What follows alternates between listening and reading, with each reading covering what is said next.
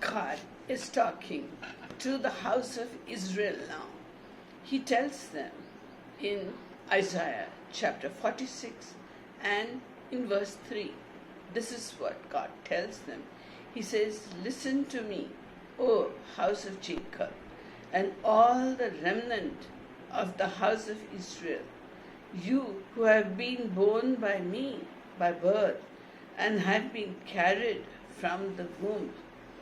So the nation of Israel is called God's firstborn.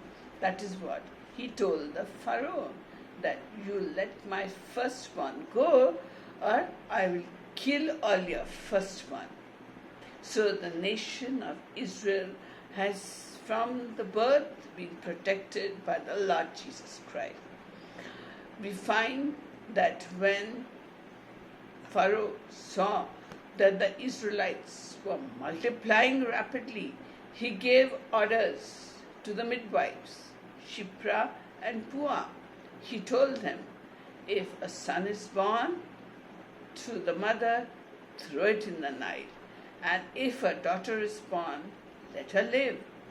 But Shiphrah and Puah, the midwives, feared God, and they did not throw the sons into the Nile, but they let them live. And so God blessed them, and he gave them households of their own. Now, there was a very beautiful child born to Amram and Jochebed, and that child, they kept him in the house till he was 3 months old, 4 months old, till they could keep it quiet.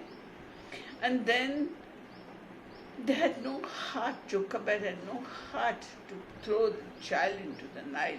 So she made a basket of bulrushes and put pit and tar inside so that it was waterproof. And she put her son, her beautiful baby, into that basket and put it in the Nile at the place where the princess would come to bathe with her women. And the princess heard the cry of the baby, and she rescued it.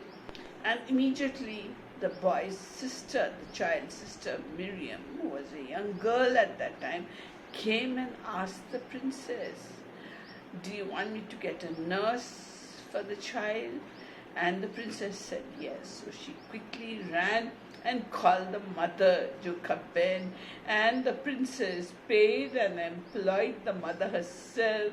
She employed Jochebed to nurse the little boy. And the little boy was called Moses, who became a great leader of Israel. So it was God that protected the Israelites from birth and carried them from their womb.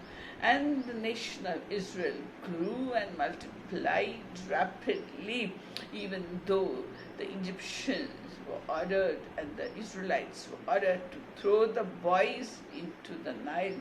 They still multiplied rapidly. So it is God who built up the nation of Israel. And now it is God who's building up our families also by giving us the fruit of the womb. The word of the Lord in Deuteronomy says that none will be barren. They will have the fruit of the womb if they obey the laws of God. And we in the New Testament are blessed. We don't have 613 laws like the Jews had. We have only 2 laws: to love the Lord our God with all our heart, mind, and strength, and to love our neighbor as ourselves. So with these 2 laws, if we obey them, God is telling us He will bless us with the fruit of the womb and nobody will miscarry. That is the promise that God gives.